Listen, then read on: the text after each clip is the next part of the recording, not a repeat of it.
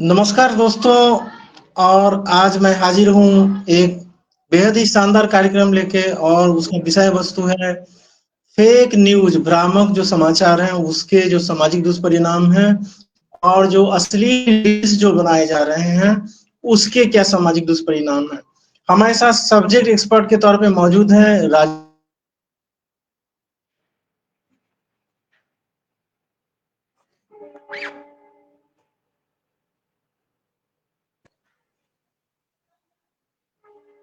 Arvind sir, आपका बहुत बहुत स्वागत है आज के कार्यक्रम में।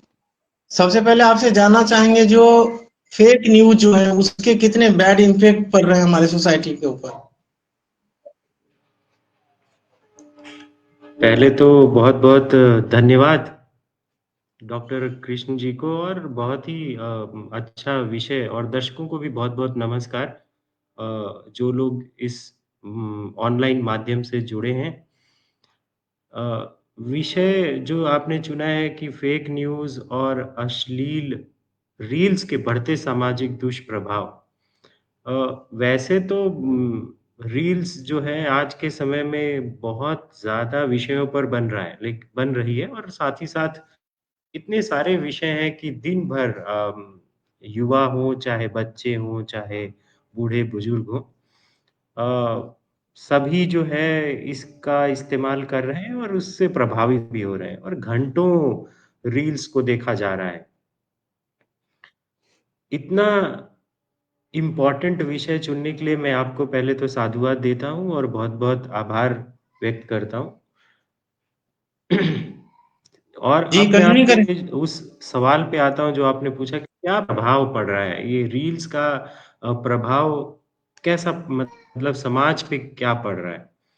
अ, हम बात करें तो बहुत ही अगर प्रभाव तो असेस करने के लिए हम लोग जब भी देखते हैं तो एज़ अ शोधार्थी उसके कई मायने हो सकते हैं, उसके पॉज़िटिव भी हो सकते हैं, नेगेटिव भी हो सकते हैं। लेकिन चूँकि विषय ये कहता है कि आप उसके दुष्प्रभाव जो हो रहे हैं उस पे नज़र डालिए, तो दुष्प्रभाव बहुत ज़्यादा है।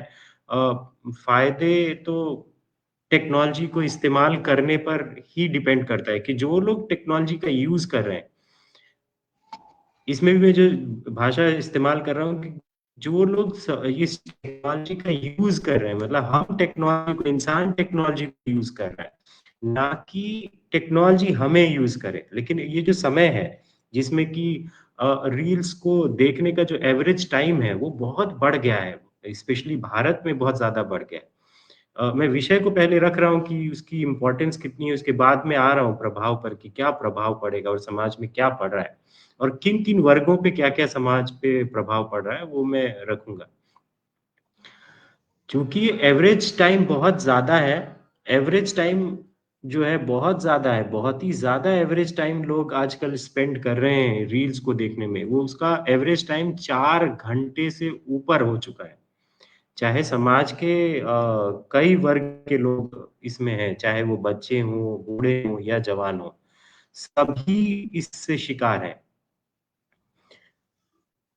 चाहे वो रील्स मेरे जो है क्वेश्चन है आपसे। हमारे। जी, एक क्वेश्चन है आपसे। मैंने कई सारे रील्स जी। का स्टडी देखने में आया है, उसमें भाषाई इतनी हुँ। विसंगति होती है, और जो भी रील्स बनाने जो लोग हैं,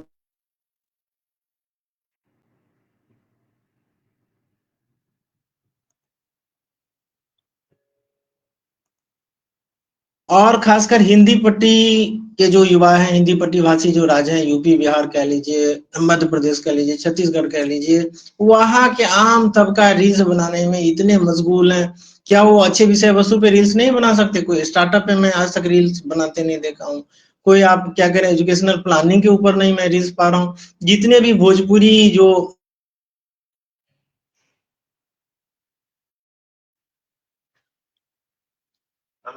हाँ, पापा मैं फ़ोन करता हूँ आपको थोड़ी देर में ना, तो ऑनलाइन एक सेशन चल रहा है उसमें हूँ।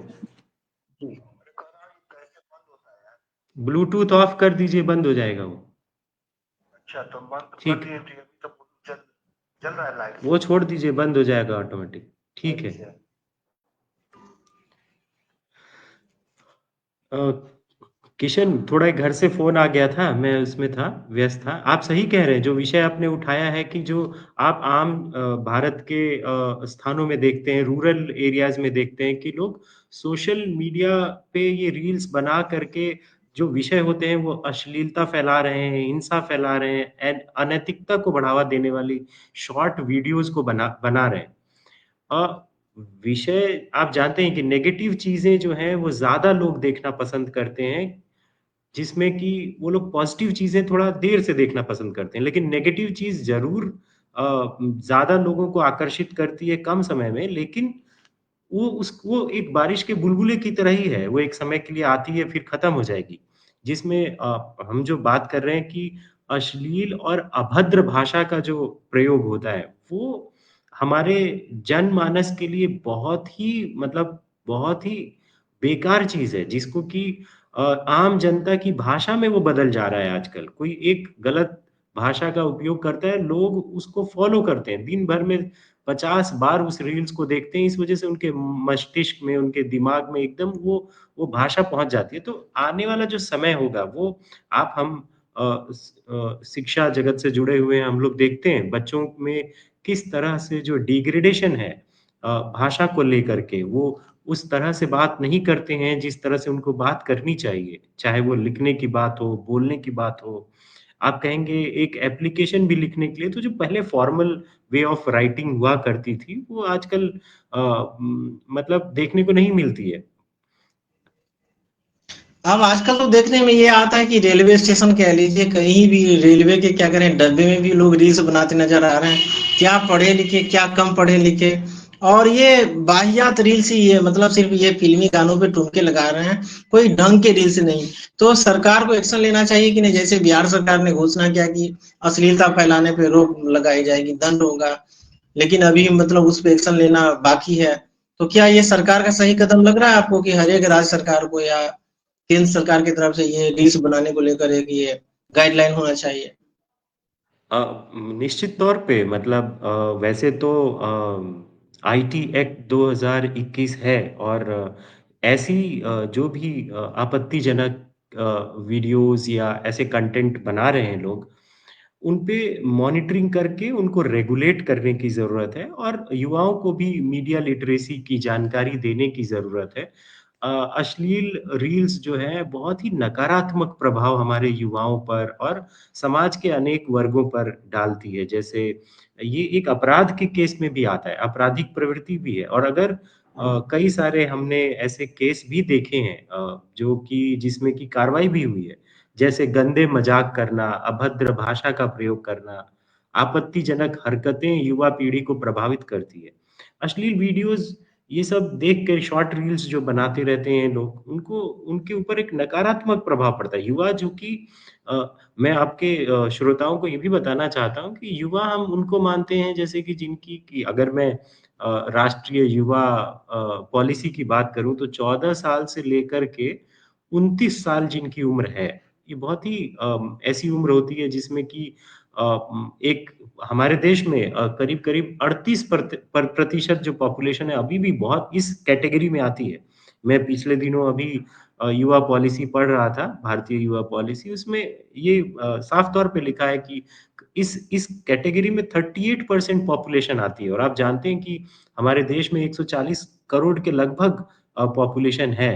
तो कम कम से कम अगर हम 40% भी युवा मान लें तो मुझे लगता है कि 50-56 करोड़ लोग युवा ही हैं हमारे देश में और अगर वो इन ऐसे नकारात्मक विषयों से प्रभावित होते हैं और इन चीज़ों में संलिप्त होते हैं, तो निश्चित तौर पर सरकार को इस पे कार्रवाई करनी चाहिए और रेगुलेट करना चाहिए, उनको जागरूक भी करना चाहिए कि ऐसे करने से इसकी नकारात्मक जीवन शैली इनके जीवन शैली पर प्रभाव पड़ेगा और जो आप जानते हैं रील्स में अ, उम, आकर्षक जीवन शैली दिखाई जाती है, लेकिन वैसी जीवन शैली है नहीं और सामाजिक नैतिकता का भी पतन हो रहा है और जिसमें कि शिक्षा और पारिवारिक मूल्यों को भी पीछे छोड़कर लोग गलत चीज़ों की ओर आकर्षित हो रहे हैं। तो इसका ये हमारे मानसिक स्वास्थ्य पर भी प्रभाव पड़ता है इसका। आपको मैं बताऊँ कि जो सोशल मीडिया एडिक्ट हैं, अगर हम कहते हैं किसी को एडिक्ट कौन लोग हैं, वो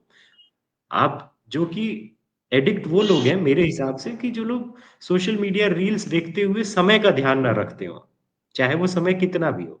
चाहे वो हम सोचते हैं कि चलो घर में चाय बनाने के लिए दूध हमने रख दिया है और हम सोचते हैं कि थोड़ा 1-2 रील्स देख लें और रील्स देखने के चक्कर में घंटों रील्स देखते जा रहे हैं और वहाँ अ, हमारे इस रील्स देखने की वजह से हम स्कूल, कॉलेज सही समय पे नहीं पहुँच पा रहे हैं, किसी को घर के काम अपने नहीं कर पा रहे हैं, इसका मतलब वो एडिक्ट हैं।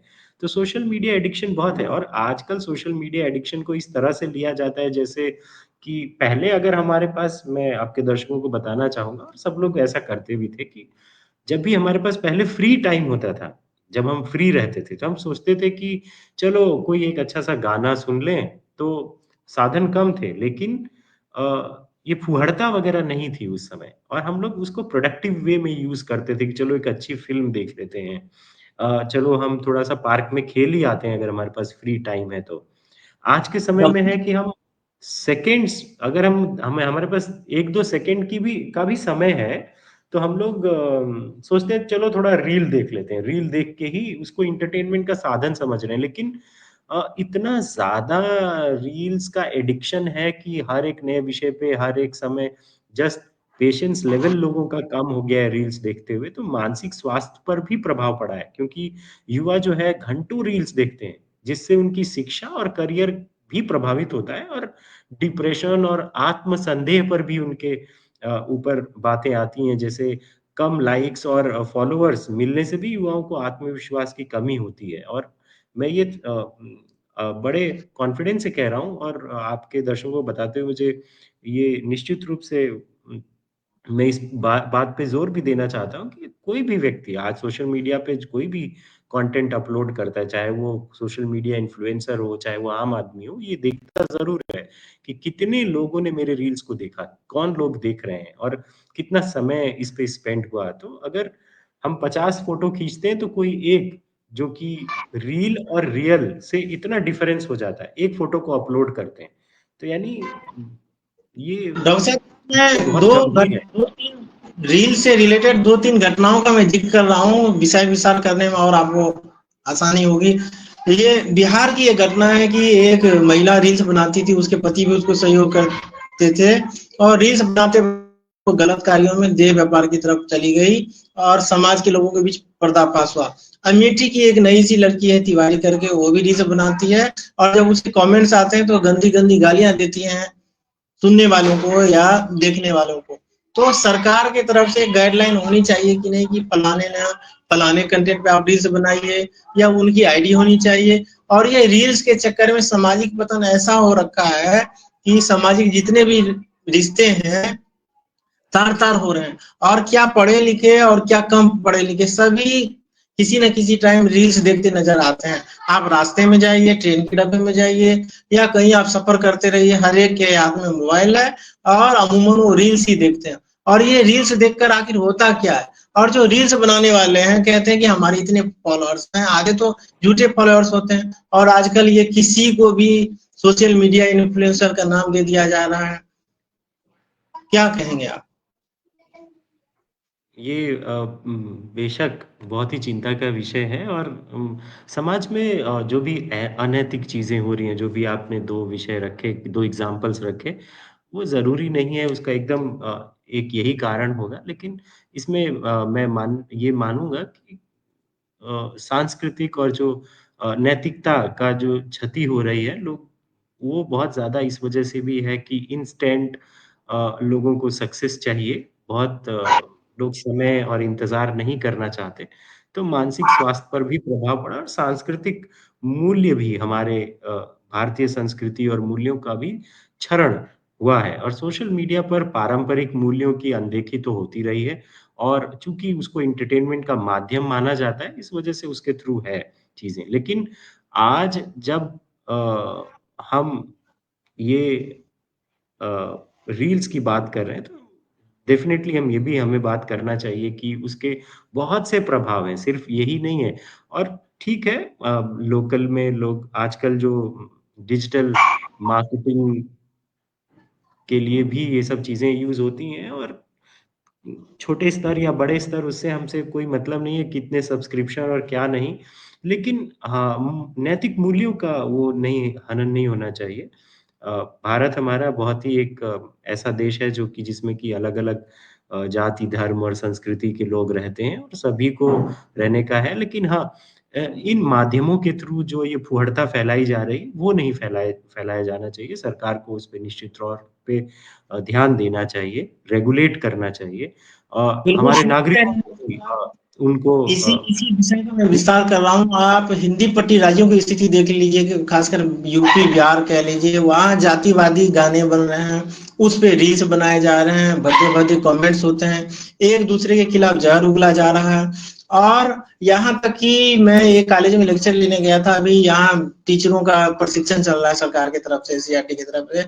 हमने देखा कि क्लास खत्म हुई और एक बीपीएससी से सिलेक्टेड टीचर थी, वो महिला थी, शिक्षिका थी, और वो क्या कह रहे हैं, रील्स बना रही थी। जब हमने टोका कि आपको जरा से भी लज्जा नहीं कि रील्स बना रहे, तो सर आजकल तो सब बनाते हैं, आप क्यों बना रही हैं, हमने क्वेश्चन किया। तो उनका आंसर था कि सर फॉलोअर्स बढ़ाने के लिए। और रील्स में ये भी कभी कभी दिखाया जाता है कि सोशल मीडिया रील से लोग लाखों कमा रहे हैं, ये भी एक भ्रामक बातें करी जाती है। क्या सब रील्स बना के पैसे कमा ही लेते हैं?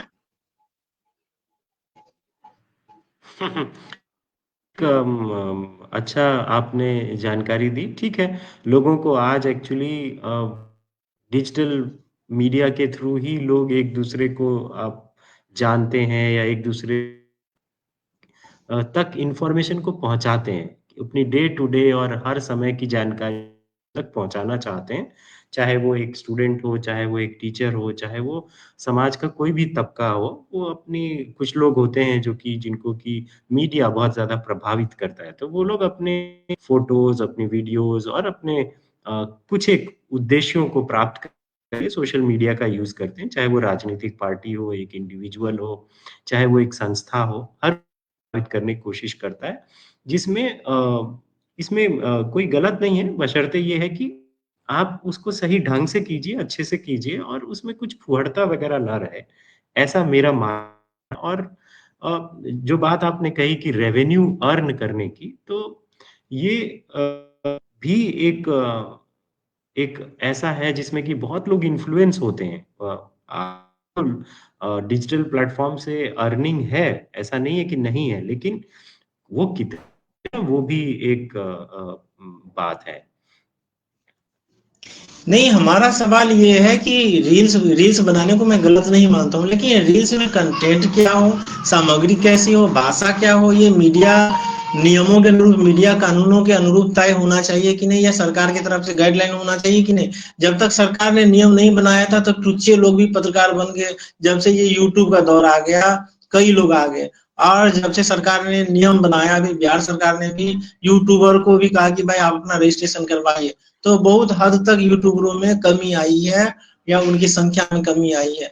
रील्स बनाना अच्छी बात है, आप बनाइए, लेकिन उसमें सामग्री क्या हो, भाषा चयन कैसा हो, और आप सोशल वेलफेयर के लिए क्या कर रहे हैं, ये सब हमारे सवाल आते हैं कि उनसे रिलेटेड यदि रील्स हो तो कहीं ना कहीं समाज को फायदा होगा। लेकिन ज्यादातर रील्स अनैतिक आचरण वाले, गाली गलौज वाले, भद्दे जो भोजपुरी गाने हैं उस पर ठुमके लगाते हुए, ये दिल्ली मेट्रो में भी आप रील्स देख लीजिए किस कदर के वाहियात किस्म के हैं। तो हर एक जगह तो वही हालात हैं। तो आखिर सरकार को तो संज्ञान लेना चाहिए कि इस पे रोक लगनी चाहिए। आपके हिसाब से क्या होना चाहिए? मैं निश्चित तौर पे हमारे देश में मैं कई लोगों की बायोग्राफ़ी, कई लोगों को पढ़ता भी रहता हूँ और हम सभी जानते हैं, एक बार मैं बहुत ही हमारे यहाँ दिल्ली में कह लीजिए कि भारत की सबसे पहली आईपीएस ऑफ़िसर थीं किरण बेदी, जिनको दिल्ली का चार्ज मिला था। उन्होंने कहा कि भारत के बारे में और उन्हें ट्रैफ़िक का शायद पहला कार्यभार बनाया गया था, उसका कमिश्नर बनाया गया था, पहली महिला अधिकारी थीं। उन्होंने कहा कि भारत में कानूनों की कमी नहीं है। हमारे देश में कानून की कमी नहीं है, कानून पूरे हैं और बस उसके इम्प्लीमेंटेशन की कमी है, कि इम्प्लीमेंटेशन हर कोई अपनी जगह पे सही समय पे सही काम करे, इससे सब चीज़ें कंट्रोल हो जाएँगी। मैं आपकी बात से भी सहमत हूँ और डिजिटल प्लेटफ़ॉर्म पे बहुत फ़ेक न्यूज़ और ये सब आते हैं, उसके लिए मैं आपके श्रोताओं को भी बताना चाहता हूँ कि बहुत सा कानून है हमारे देश में। हमारे देश में प्रेस काउंसिल ऑफ इंडिया है, जो कि एक रेगुलेटरी बॉडी है और वो पूरे सारे प्रेस को रेगुलेट करती है, जो कि न्यूज़पेपर एजेंसीज़ हों, चाहे कोई उसको रेगुलेट करती है। हमारे यहाँ एनबीए है, जिसको हम कहते हैं न्यूज़ ब्रॉडकास्टर्स एसोसिएशन। ये एसोसिएशन भी पूरा-पूरा टेलीविज़न न्यूज़ और करंट अफेयर ब्रॉडकास्टर्स को पूरा रेगुलेट करती है। हमारे यहाँ आईबीएफ है, जिसको बोलते हैं हम लोग इंडियन ब्रॉडकास्ट फाउंडेशन। वो भी सारी कंप्लेंट्स को जो कि चैनल्स के क्या कंटेंट वो लोग दिखा रहे हैं मीडिया टीवी पर, उसको भी कंट्रोल करता है। हमारे पास ब्रॉडकास्टिंग कंटेंट कंप्लेंट काउंसिल है, जो कि आप उस पे कंप्लेंट करेंगे लेकिन तो उस पे वो पूरा-पूरा एक्शन लेंगे। हमारे यहाँ आईपीसी की जो धारा है सेक्शन 153 वो भी जो अ, राइट्स और ये सब अगर कोई चीज़ हो गया किसी कंटेंट को ब्रॉडकास्ट करने के बाद, तो ये फेक न्यूज़ के बारे में मैं कह रहा हूँ कि फेक न्यूज़ कई बार ऐसे मनगढ़ंत खबरें जो कि कंप्लीटली झूठ होती हैं, पूरी तरह से झूठ होती हैं और किसी एक ऑब्जेक्टिव को लेकर के बनाई जाती हैं और उससे अगर कहीं दंगा भड़क गया या कुछ ऐसे जातीय या कहिए रिलीजियस राइट्स हो गए, उसके केस में आईपीसी की 153 की धारा लगाई जाती है और 295 जिसमें कि कोई इंजरीज़ हैं, कुछ है उसको भी लगा करके उसमें आईपीसी की बहुत कड़ी धाराएँ हैं, उसके अंदर बहुत कड़े कानून है भारत में और सेक्शन 66 जो कि इन्फॉर्मेशन आईटी एक्ट का 2000 वाले में है कि अगर कोई कोई कोई ऑनलाइन फ्रॉड करता है, उसके लिए भी कानून पूरे अच्छे से बने हुए हैं। 5 हाँ लाख हाँ, रुपए आपने ऑनलाइन फ्रॉड का जिक्र किया तो मैं 2-3 घटनाओं का उल्लेख कर रहा हूँ और फिर आप ठीक अपनी है। बात रखेंगे डॉक्टर साहब। ये साइबर ठगों से बचने के लिए लोगों ने थाने में कंप्लेन किया और वो थाना भी पटना में फर्जी निकला। ये अभी गुजरात का मामला देख लीजिए कि फर्जी जज पकड़ा गया है और फर्जी आईपीएस, ये सब कितने प्रकरण हो चुके हैं। तो कहीं ना कहीं ये जो फर्जी जो न्यूज जो होते हैं, तो सरकार की भी संलिप्तता मानी जाए। अब के पाठक के दौर की बात मैं कर रहा हूँ कि कई सरकारी आदेश थे शिक्षा विभाग के, जो शिक्षा विभाग से जारी नहीं थे, लेकिन सोशल मीडिया पे वायरल हो रहा था, संशय की स्थिति बनी हुई थी। अब जब उसकी पड़ताल की गई, कई बार बीपीएससी की तरफ से स्पष्टीकरण दिया जाता है कि नहीं, ये तो हमारा आदेश है नहीं। तो सरकार की तरफ से एक गाइडलाइन होनी चाहिए कि नहीं, या कोई भी सरकारी अधिसूचना होती है तो उसे तुरंत अपलोड कर दिया जाए विभाग की वेबसाइट पे। कई बार ये जो विभागीय जो सूचना होती है या आदेश होता है, 2-3 दिन बाद अपलोड होते हैं, तो सच्चाई की जांच करने में काफी कठिनाई होती है।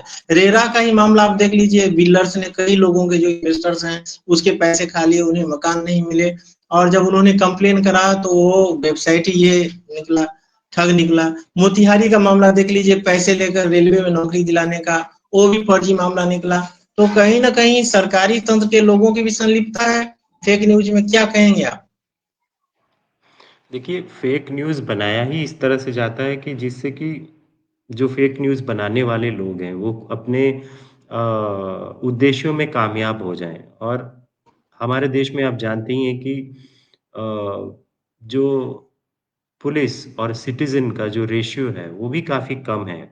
अधिकारी जो हैं, वो पॉलिसीज़ को इम्प्लीमेंट करने की पूरी-पूरी उसी फ़ॉर्म में कोशिश करते हैं। ठीक है, थोड़ा सरकारी तंत्र में ऐसा होता है कि इन्फॉर्मेशंस को प्रोसीज़रल डिले होता है, लेकिन फ़ेक न्यूज़ को अगर पता चल जाए और बहुत से ऐसे रेगुलेटरी कानून बने हैं जिसमें कि इन चीज़ों को रोका जा रहा है और आजकल लोग भी धीरे-धीरे जागरूक हो गए हैं। जैसे आप देखते हैं कि अ, आजकल डिजिटल अरेस्ट का बहुत मामला आ रहा है सामने और भी मतलब साइबर क्राइम है, साइबर इश्यूज़ बहुत ज़्यादा बढ़ रहे हैं। उन इश्यूज़ को सरकारों ने स्टेप लिया है, सरकार ने प्रॉपर स्टेप्स लिए हुए हैं। जैसे आप देखेंगे कोरोना के समय में हम लोग को डायलर टोन में कोरोना से रिलेटेड जानकारी दी जाती थी सभी जनता को। आजकल आप देखेंगे तो साइबर फ्रॉड्स के लिए उसको डायलर टोन में यूज़ किया जाता है। तो कहीं न कहीं सरकार अपने लेवल पे काम कर रही है और अवेयरनेस क्रिएट कर रही है। लेकिन हमें as a individual, as a citizen भी अवेयर होना होगा, एज़ अ स्टूडेंट भी। मुझे लगता है कि ये जो भी मामला है फेक न्यूज़ का, मिस इन्फॉर्मेशन का, डिसइन्फॉर्मेशन का, इवन रील्स के एडिक्शन का, इसके लिए जो मीडिया लिटरेसी का जो सब्जेक्ट है, उसको ज़रूर स्टूडेंट्स को पढ़ाया जाना चाहिए स्कूल लेवल से ही, जिससे कि जागरूकता बढ़े। अगर जागरूकता बढ़ेगी, अवेयरनेस रहेगी, सरकार अपनी रेगुलेशंस को अपडेट करेगी, साथ ही साथ अवेयरनेस पूरी होगी, तो ये तीनों चीज़ें मिल करके इसका समाधान किया जा सकता है। क्योंकि देखिए, इतनी इतने सारे लोग हैं, इतनी सारी जनता है, इतने देश में इतने लोग हैं, इनको सबको रेगुलेट करना एक सरकार के लिए तो चैलेंज है ही है, प्लस हमारी भी नैतिक ज़िम्मेदारी बनती है कि एक सिटिज़न को अच्छे से अपने काम को करे और गलत चीज़ों में लिप्त ना हो। अच्छा सर, ये कार्य के प्रोग्राम के आखिर में आपसे सर एक दो और सवाल आप करेंगे और आपसे जानना चाहेंगे आपके व्यूज। आपको कहीं ना कहीं ये नहीं लगता कि फेक न्यूज के मामले में मीडिया भी उतना ही दोषी है, मीडिया का भी नैतिक पतन हो गया है? ये तो पहले के दौर में था, पेड न्यूज का मामला था, येलो जर्नलिज्म कह लीजिए, लेकिन आजकल अब मान लीजिए किसी केंद्रीय मंत्री की तरफ से घोषणा होती है कि सड़क बनाई जाएगी या कोई स्टेडियम बनाया जाएगा, और प्रिंट मीडिया में छापा जाता है बढ़ा चढ़ा कर कि दुबई के तर्ज पे स्टेडियम होगा, जैसे अयोध्या जी में ही रोड बना तो फलाने सिंगापुर के तरह रोड होगा। तो ये सब फेक न्यूज फैलाने में कहीं ना कहीं प्रिंट मीडिया के लिए इलेक्ट्रॉनिक मीडिया का भी कहीं ना कहीं हाथ है, या उसकी भी संलिप्तता है, या सरकार की तरफ से छूट है। और इस फेक न्यूज के कारण कहीं ना कहीं आम जो जनमानस है वो ठगी का शिकार होता है। अ, मैं इसमें आपको बताना चाहूँगा आपके दर्शकों को भी कि अ, जितने फेक न्यूज़ होते हैं, उसमें से सबसे ज़्यादा इस समय डिजिटल प्लेटफ़ॉर्म से हो रहे हैं, जिसमें कि उसका प्रतिशत जो है वो 77% के करीब है। डिजिटल प्लेटफ़ॉर्म्स, साइबर के उस पे से जो आ रहा है और मेन स्ट्रीम मीडिया का जो फेक इन्फॉर्मेशन है, जो फेक न्यूज़ बनाने का जो कंटेंट है, वो निहायती 23% के करीब है। जब मैं कह रहा हूँ कि 77% एक रिपोर्ट के अनुसार मैं कह रहा हूँ और जिसमें कि ट्विटर का शेयर सबसे ज़्यादा है, 60% है और उसके बाद फेसबुक है। यानी ये 2 माध्यम आप देखेंगे डिजिटल प्लेटफ़ॉर्म पे कि ट्विटर और फेसबुक, ये 2 माध्यम ऐसे हैं जो कि 77% फेक न्यूज़ इन मतलब मीडियम से लोगों तक पहुँचता है ज़्यादा। लेकिन जो मेन स्ट्रीम मीडिया है, वहाँ से 23% वहाँ भी इस खबरों को मैनिपुलेट या उसको इस तरह से परोसा जाता है आम जनता को कि उसका इम्पैक्ट उन पे पड़े। तो जो खबरें हैं उस जिसको ऑथेंटिसिटी चेक करना बहुत ज़रूरी है, फैक्ट चेकिंग करना बहुत ज़रूरी है। आजकल डिजिटल प्लेटफ़ॉर्म्स पे भी कोई एक फ़ोटो लगा करके और डीप फेक का मामला आजकल बहुत आ रहा है कि 2 लोगों का फ़ेस यूज़ करके चूँकि आजकल आप जानते हैं डिजिटल कंज़म्पशन बहुत ज़्यादा बढ़ गया है। डिजिटल प्लेटफ़ॉर्म्स पे सभी लोग ऑलमोस्ट सभी लोग अवेलेबल हैं, तो वहाँ से फ़ोटोग्राफ लेकर के और एआई और इन सब टेक्नोलॉजीज़ का यूज़ करके ऑगमेंटेड रियलिटी का, वर्चुअल रियलिटी का मेटावर्स का, ये सब चीज़ें जो एक साथ आ गई हैं और एल्गोरिदम्स का यूज़ करके अ अ, अलग-अलग वीडियोज़ बना लेना किसी व्यक्ति का, डीप फेक क्रिएट करना तो ये सब चीज़ें किसी भी संस्था की, किसी एक इंडिविजुअल की इमेज को बहुत ज़्यादा मतलब प्रॉब्लम क्रिएट करती है। आज हमारे देश में मैं ये भी मानता हूँ कि वो अवेयरनेस नहीं है कि किसी को अगर फेक का वो शिकार होता है, तो वो कैसे मतलब कंप्लेन कहाँ करे, किस हेल्पलाइन का सहारा ले, ये चाहे तो आप ऐसा जानते हैं कि डिजिटल प्रेज़ेंस बहुत छोटे-छोटे बच्चों की बन गई है आजकल। आजकल क्लास 3rd 4th में पढ़ने वाले बच्चे, क्लास 1 में पढ़ने 2nd में पढ़ने वाले बच्चों के यूट्यूब चैनल्स हैं। मैं अभी बीते दिनों नवोदय विद्यालय में गया था एक लेक्चर लेने। मुझे पता चला कि क्लास 6 से वो 12th तक वो स्कूल चलता है। लेकिन जब मैंने पूछा कि कितने लोगों के यूट्यूब चैनल हैं, तो उसमें कई बच्चों ने हाथ खड़े किए कि मेरे यूट्यूब चैनल है ना। प्रेज़ेंस जो डिजिटल प्लेटफ़ॉर्म्स पे बहुत बड़ी है, जिससे आप बूढ़े-बुजुर्ग तक अगर उस सेक्शन तक जाएँगे तो बहुत ज़्यादा लोग डिजिटल प्रेज़ेंस रखते हैं। यानी सबके फ़ोटोग्राफ, सबके वीडियोज़ और सबके कुछ न कुछ और अवेलेबल हैं, जिसका कि जो फ़ेक न्यूज़ क्रिएट करने वाले हैं, डीप फ़ेक वीडियोज़ क्रिएट करने वाले हैं, वो लोग इसको गलत इस्तेमाल करके और एक व्यक्ति को ब्लैकमेल कर सकते हैं, उसको परेशान कर सकते हैं। सोशली आप देख सकते हैं आजकल वीडियोज़ भी हम लोग भी देखते हैं कि कैसे डीप फेक का यूज़ करके प्रधानमंत्री नरेंद्र मोदी जी का और राहुल गांधी जी का भी एक साथ वीडियोज़ बना करके कैसे वो क्लिपिंग क्रिएट कर देते हैं। तो ये सब चीज़ें अनएक्सेप्टेबल हैं और कोई भी डीप फेक का यूज़ करके वो तो बहुत और बड़े ये लेवल पे है, लेकिन एक किसी चीज़ इंडिविजुअल को अगर कोई परेशान करे, तो वो किस प्लेटफ़ॉर्म का सहारा ले? कैसे वो अपनी प्रॉब्लम्स को सॉल्व करे? उसके लिए भी रास्ते सरकार को हेल्पलाइन नंबर्स और इन सब की जागरूकता अभियान भी बड़े लंबे स्तर पर, बड़े स्तर पर चलाना चाहिए, जिससे कि समाज इससे बच सके।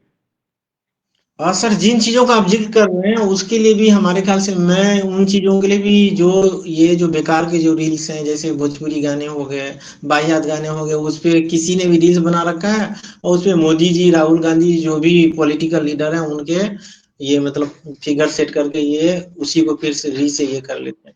और एक मैं घटना आपको ज़िक्र करूँगा, अभी बीपीएससी के पीटी का मामला था कि कई एग्ज़ाम सेंटर पे ये चोरी हुई, तो पीटी रद्द होनी चाहिए। हाई कोर्ट में 3 से 4 दफ़ा सुनवाई हुई और अभी ये आप दैनिक भास्कर कह लीजिए, कोई भी ये अच्छा समाचार पत्र कह लीजिए, उनके ऑनलाइन मीडिया प्लेटफ़ॉर्म पे आ रहा है कि ये सुनवाई हुई ये पटना हाई कोर्ट में और फैसला सुरक्षित रख लिया गया। और फैसले में क्या सुरक्षित रख लिया गया ये अभी तक ना हाई कोर्ट की तरफ से क्लियर है और ना समाचार पत्र वालों।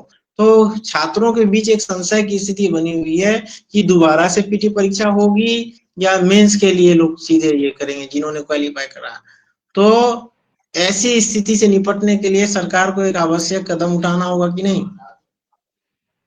सरकारों को आवश्यक कदम उठाना चाहिए, जो भी कंसर्न अधिकारी हैं, उसको बयान जारी कर देना चाहिए। चूँकि मीडिया में खबरें हैं, तो पत्रकारों का तो ये नैतिक ज़िम्मेदारी बनती है कि वो सही सवाल पूछें और सवाल का जवाब जैसा है, वैसा ही छापें। ये तो मीडिया को तो एज़ अ मिरर के रूप में काम करना चाहिए और जो भी संबंधित संस्था है, उनको अपने इन चीज़ों को क्लियर कर देना चाहिए चाहे वो किसी भी माध्यम से हो, चाहे वो अखबार के माध्यम से, चाहे टीवी के माध्यम से। सर ठीक है, मीडिया ने खबर छापा, लेकिन क्या बीपीएससी की भी तो जिम्मेदारी बनती है कि वो अपने तरफ से क्लियर करे कि भाई अब पीटी परीक्षा रद्द नहीं होगी, जिन्होंने पीटी परीक्षा क्वालिफाई किया है वो अपना मेंस में बैठेंगे, अपनी उम्मीदवारी दर्ज करेंगे। तो जो भी छात्र जो आंदोलन कर रहे थे वो तो एक क्या कह रहे हैं उनके सामने स्थिति स्पष्ट होगी। अ, ये तो मामला ऐसा है जिस पर कि बीपीएससी इस पे सही आंसर जिसमें तो जो भी रिप्रेजेंटेटिव है, जो लोग ये धरना दें, उनसे मिल कर के उस पे क्लेरिफ़िकेशन ले लें और ये तो दोनों लोग मिल के इसको सॉल्व कर सकते हैं। मान लीजिए कि किसी भी लोक सेवा आयोग की तरफ से कोई भी सूचना आती है या अखबार में खबरें छपती है, टेलीविजन पे दिखाई जाती है और हाई कोर्ट का फैसला सुरक्षित है, तो हाई कोर्ट ने अपने फैसले में क्या सुरक्षित रखा, तो ये तो स्पष्टीकरण होना चाहिए। मान लीजिए कि मीडिया ने नहीं करा है, तो कम से कम आयोग की तरफ से ये स्पष्टता होनी चाहिए अगले दिन के समाचार पत्रों में या उनके तरफ किशन से जी, कोई भी एक ये चीज़ इसमें मैं कहूँगा चूँकि मामला विचारा मतलब सुरक्षित रख दिया गया है जो डिसीज़न है कोर्ट की तरफ से, तो जब तक कोर्ट का वो डिसीज़न बाहर नहीं आएगा, तब तक मुझे लगता है कि उस मैटर पे कुछ भी बोल पाना बड़ा कठिन होगा और जब मामला सुरक्षित है, तो ठीक है, वो तो जुडिशरी में है, वो जो भी उस पे बयान होगा, वो आएगा, जो भी उसमें मामला सुरक्षित रखा गया है तो। सर ये जो भी अश्लील जो रील्स हैं या फेक न्यूज हैं उसके लिए सरकार प्रयास कर रही है या करनी चाहिए। कहीं ना कहीं आपको ये नहीं लगता कि समाज के लोगों को भी जागरूक होना पड़ेगा, जैसे पुराने जमाने में गलत कार्य करने वाले लोग को सामाजिक रूप से बहिष्कार किया जाता था, उनसे कोई सामाजिक संबंध नहीं रखा जाता है। अब आजकल आप जो भी रील्स बना रहे हैं आप देख लीजिए वो बिल्कुल क्लियर कट कहते हैं कि हम रील्स बनाए कि हमरा का कर ली क्षेत्रीय भाषाओं में उनके आप डायलॉग सुनिएगा। तो ये बहुत ही हैरान करने वाली बात होती है कि पत्नी रील्स बना रही होती है और पति सस्ती लोकप्रियता या रील से पैसे कमाने के चक्कर में उसे सपोर्ट कर रहा होता है। और दूसरे लोग भी इसे गलत नहीं मानते हैं या समाज के लोग बहिष्कार नहीं कर रहे हैं, तो कहीं न कहीं उनको बढ़ावा मिल रहा है। और समाज में कहीं का भी समाज कह लीजिए, जो अनैतिक आचरण है उसका बोलबाला हो रखा है। क्या छोटे बच्चे, क्या नौजवान, क्या बूढ़े-बुजुर्ग, कई प्रकार की घटनाएँ हो रही हैं।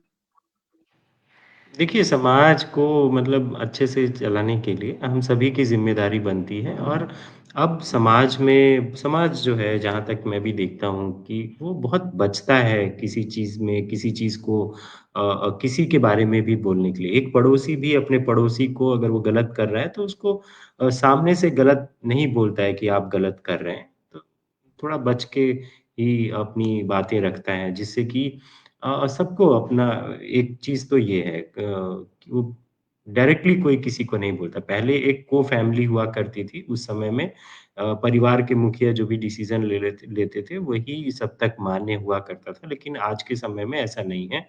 आजकल माइक्रो फैमिली कांसेप्ट है। लोग थोड़ा-सा और उसका प्रभाव गाँव, देहात और शहरों में भी है और जिसकी वजह से ये सामाजिक पतन जो आप बातें कह रहे हैं वो डिपेंड करता है कि किस तरह का रील कोई बना रहा है और पति अगर सपोर्ट कर रहा है, ठीक है, सबको अपना अधिकार है देश में, देश हमारा आज़ाद है और सबको अपना जो भी काम करना है उसको करने के लिए आज़ाद है। तो ठीक है, वो जिस उसका जो अगर पॉज़िटिव प्रभाव होगा तो वो उनके ऊपर पड़ेगा, नेगेटिव होगा तो भी उनके ऊपर पड़ेगा। आप देखेंगे ऐसा नहीं है कि अगर आप नेगेटिव काम कर रहे हैं तो ज़्यादा समय तक वो चलेगा। उसका ज़्यादा समय नहीं चलता है। एक समय के बाद समाज भी अपना सपोर्ट जो है वो पीछे खींच लेता है। तो ये बहुत लंबा चलने वाला काम नहीं होता है, अगर आप कोई नेगेटिव काम कर रहे हैं तो।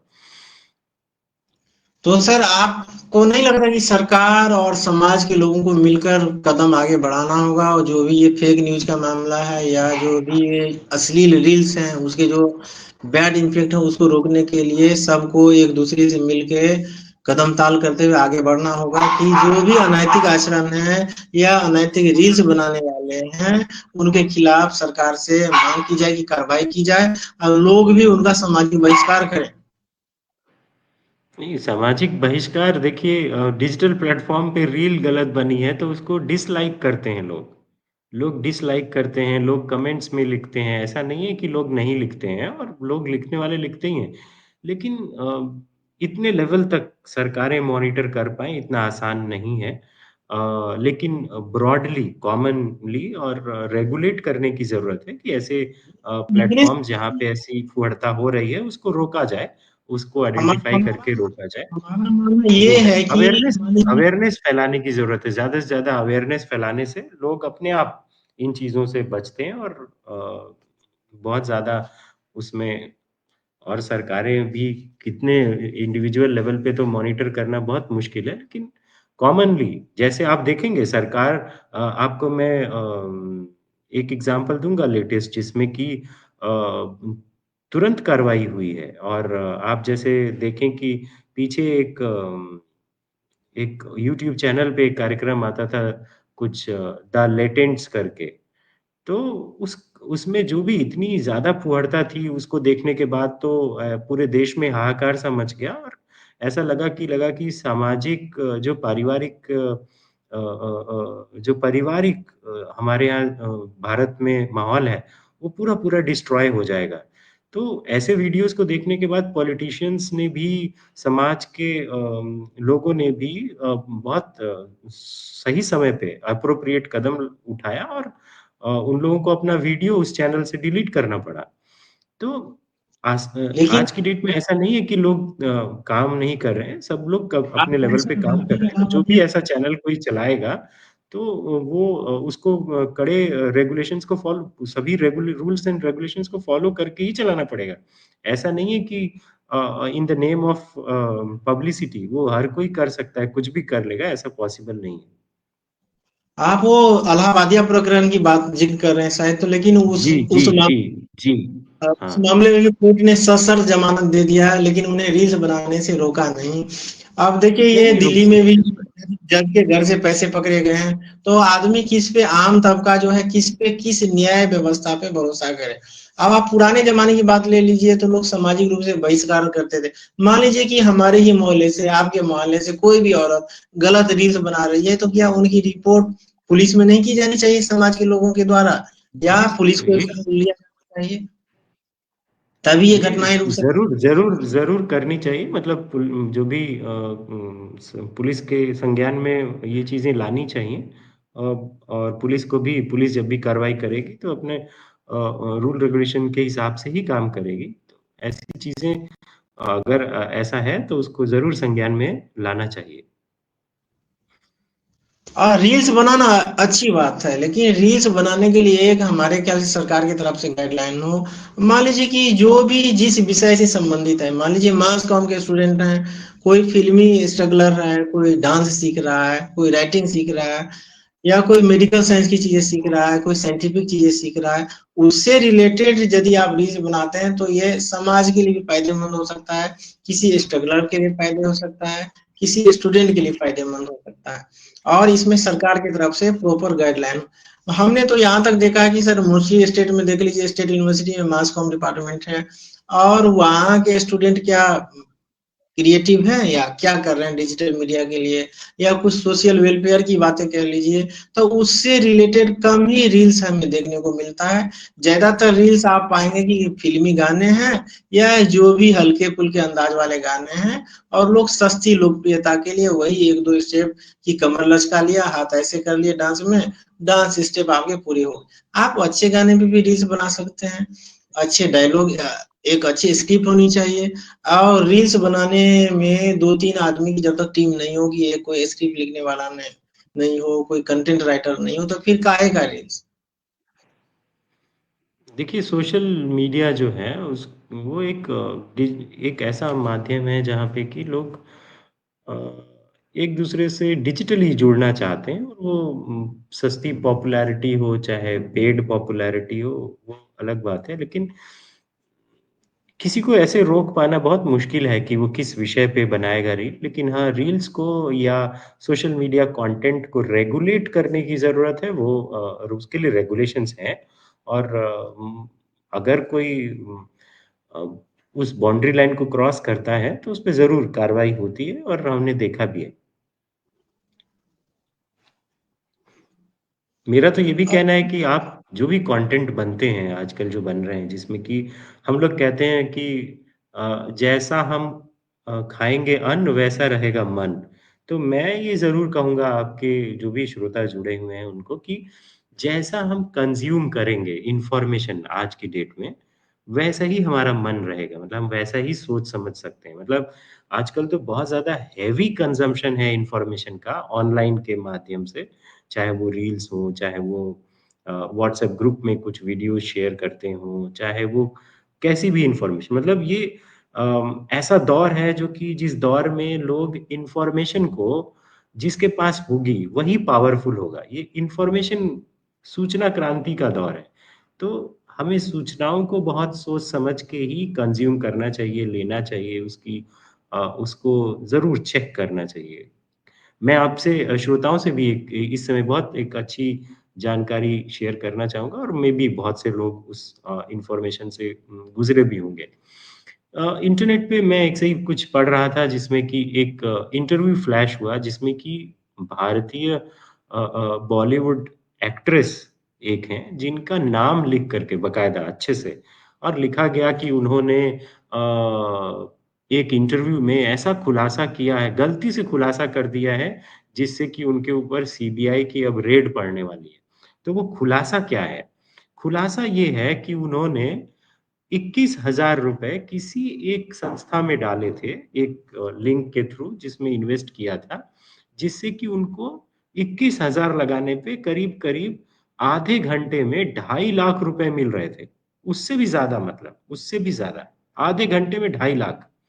और उस स्टोरी को ऐसा लिखा गया कि वो कहीं से ऐसा नहीं लग रहा है वो खबर कि वो गलत है। और सोचिए कि नाम किसका लेकर के ऐसे कंटेंट डेवलप करना जिससे कि कोई एक आम आदमी जो कि सोचता हो भी, मतलब कि इन्वेस्ट करके कुछ पैसा अर्न कर सकता हो, तो आजकल आप जानते ही हैं कि इस समय स्टॉक एक्सचेंज में, स्टॉक मार्केट में बहुत लोग पैसा इन्वेस्ट कर रहे हैं, और वो अच्छा एक साइन भी है, ऐसा खराब नहीं है। लेकिन इस तरह के फ्रॉडुलेंट जो एक्टिविटीज़ इंटरनेट और इस पे चल रही है, जिसमें कि इस तरह से प्रेज़ेंट किया जाता है, अगर कोई व्यक्ति उस लिंक पे क्लिक करके और ₹21,000 अगर इन्वेस्ट करके और वेट करता रहे, तो मुझे लगता है उसको महीनों के सालों वेट करना पड़ेगा, लेकिन उतना बेनिफिट उसको नहीं मिलेगा।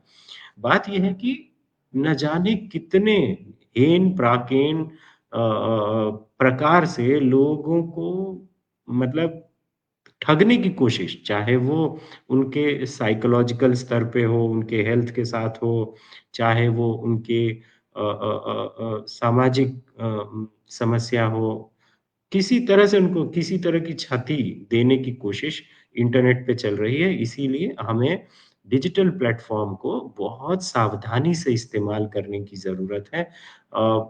पहले के समय में मुझे याद है कि हम लोग 1 महीने के रिचार्ज में 2 जीबी डेटा चलाया करते थे, और पूरे महीने 30 दिन चल जाता था वो, हार्डली 1-2 दिन कम पड़ता होगा, जब जब 3G, 2G का ज़माना था। आज 4G, 5G का ज़माना है, जिसमें कि हमारा इंटरनेट का डेटा जो है 24/7 ऑन रहता है, और हम न जाने कितने नोटिफ़िकेशंस और इन्फॉर्मेशन से रूबरू होते हैं, जिसका कि हमारे मानसिक, हमारे स्वास्थ्य, हमारे सामाजिक और हमारे आर्थिक सभी और भी न जाने कितने सेक्टर्स पे प्रभाव डालता है। इसीलिए बहुत सोच समझ के हमें यूज़ करना चाहिए। फ़ोन को छूते समय हमें, हाँ। मोबाइल डिवाइस को स्पेशली छूने से पहले ये सोचना चाहिए कि मुझे करना क्या है? फ़ोन करना है तो सिर्फ़ फ़ोन करके हम फ़ोन रख दें, तभी जो है टेक्नोलॉजी को हम यूज़ करेंगे, इन टेक्नोलॉजी को हम यूज़ करेंगे। अदरवाइज़ मुझे लगता है कि आज के समय में हम सभी को, ऐसा नहीं है कि हम उससे अछूते हैं, वो टेक्नोलॉजी हमें यूज़ कर रही है। यहाँ तक आजकल का हमारा डेटा जो इतना ज़्यादा इधर-उधर होता है, कंपनियाँ बेच देती हैं, और मोबाइल ऐप के थ्रू हमारी इन्फॉर्मेशंस हैं, और जिससे कि हमें बहुत से फ्रॉडुलेंट कॉल्स भी आते हैं। इन सबको भी रोकने की ज़रूरत है। आप सर अभी थे, तो कहीं न कहीं ये नहीं लगता है कि बॉलीवुड का भी उतना ही योगदान है सामाजिक पतन में? बॉलीवुड में जैसे आजकल पटकथाएँ लिखी जा रही है, फ़िल्म में जैसे गाने आ रहे हैं वाहियात दर्जे के, तो कहीं न कहीं उससे भी ये जो गंदे-गंदे जो रील्स बन रहे हैं, या भोजपुरी की फ़िल्में कह लीजिए, कोई क्षेत्रीय भाषा की फ़िल्में कह लीजिए, तो कहीं न कहीं समाज और व्यक्ति को, समाज को सामाजिक पतन की ओर आगे बढ़ा रहा है। अब आप बॉलीवुड के गाने भी देख लीजिए कैसे-कैसे कि ले किसियाँ, दे किसियाँ, तो डैड मम्मी है नहीं घर पे, और उनके देखा-देखी क्षेत्रीय फ़िल्म वाले भी कमाल के गंदे-गंदे गाने बना रहे हैं। और ये समझ लीजिए कि रास्ते चलना जो पढ़ा-लिखा व्यक्ति है, सही मायने में शिक्षक व्यक्ति है या अच्छे वसूलों वाला व्यक्ति है, तो ऑटो में चलना या मेट्रो में चलना दुश्वार सा लगता है। तो क्या कहें, कहीं न कहीं फ़िल्मों का भी उतना ही रोल है। अ, ज़रूर मैं कहूँगा दर्शकों, मतलब जो निर्देशक हैं उनको भी, और जो एक्टर्स हैं उनको भी ऐसे समय में ध्यान देना होगा कि हम क्या विषय पर बना रहे हैं, क्योंकि उन्हें भी उन कंटेंट्स को, उन फ़िल्मों को, उन गानों को बनाने के बाद समाज में ही उठना-बैठना पड़ता है, और समाज को किस दिशा में ले जाना चाहते चाहते हैं, उनकी भी एक नैतिक ज़िम्मेदारी बनती है। उनको भी इन विषयों पर ज़रूर ध्यान देना चाहिए। सरकार अपना काम कर रही है, समाज भी समय-समय पर ऐसे मुद्दों को उठाता रहता है, और जिससे लोगों को जागरूक करता रहता है। ये हम सभी की कलेक्टिव एफर्ट्स को करना होगा, जिससे कि एक अच्छा समाज बन सके, उसी की तरफ हमें काम करना चाहिए, और सबकी ज़िम्मेदारी है इसमें। उनके ऊपर अलग कंपटीशन का प्रेशर रहता है, कंपटीशन के नाम पे ऐसी फूहड़ता और ऐसे समाज में दुष्प्रचार नहीं किया जा सकता, नहीं करना चाहिए। जी, आपने शायद सर एक सॉन्ग सुना होगा हनी सिंह के साथ, वो एक नई सी लड़की है भोजपुरी में, वो दीदिया के देवरा, पूरा गाना तो यहाँ ज़िक्र नहीं किया जा सकता है, क्योंकि उसके अल्फाज वैसे हैं, बोल वैसे हैं। और और इस गाने को लेकर कहीं न कहीं जो भोजपुरी भाषी जो क्षेत्र है, भोजपुरी पट्टी क्षेत्र जो है, वहाँ के लोगों की मानसिकता का ज़िक्र होता है कि भोजपुरी वाले जो हैं चोली लहंगे या जो भी ठुमके कह लीजिए वहीं तक उनकी सोच है। तो कुछ लोगों की गलतियों के कारण ठीक है आप गाने ही गा रहे हैं तो किसी अच्छे राइटर से आप गाने लिखवाइए और फिर गाने रिलीज़ होने के बाद ये कहा जाता है कि उस गाने में कोई गंदगी नहीं है, जबकि उसके अल्फाज, उसके बोल ही बिल्कुल गंदगी का सबूत है कि आप सेक्सुअलिटी की बात कर रहे हैं, बेडरूम की चीज़ों की बात को गाने में कह रहे हैं आप। मगही का गाना देख लीजिए, वो भी बिल्कुल गंदे-गंदे से आ रहे हैं। एक तो ये सिंगर के दर्जे के लायक नहीं है हमारे ख्याल से ये लोग बाग, ना सुर का पता, ना क्या कह रहे हैं कोई धुन का पता, बस सिर्फ़ 2 अर्थी संवाद रहते हैं। मैंने भी एक मैथिली फ़िल्म के लिए गाना लिखा था, काफ़ी दर्शकों का व्यूज़ मिला था और बोल वैसे थे कि परिवार के लोग बैठ के कोई भी चाहे नौजवान हो, कोई भी तबका हो सुन सकता है। और मैं गाने लिखते वक़्त हमेशा इन चीज़ों का ख़्याल रखता हूँ कि कोई ऐसे वल्गैरिटी वाले शब्द ना हो कि समाज के ऊपर उसका दुष्प्रभाव हो। तो कहीं न कहीं फ़िल्म सेंसर बोर्ड है या मीडिया कह लीजिए या सरकार की नीति सबको मिलकर ये अश्लीलता को रोकना होगा। भोजपुरी के एक बहुत फ़ेमस सिंगर हैं, संगीत नाटक अवार्डी हैं भरत शर्मा व्यास, आपने नाम सुना होगा। उन्होंने भी काफ़ी जागरूकता अभियान चलाया कि भोजपुरी से अश्लीलता के भगा बन जाए। तो इस प्रकार के आंदोलन करने की भी ज़रूरत होगी, भाषा कोई भी हो, अश्लीलता को कहीं न कहीं समाज से भगाना होगा, चाहे वो मीडिया हो या समाज के लोग हों या सरकार की नीतियाँ हों। क्या कहेंगे सर आप?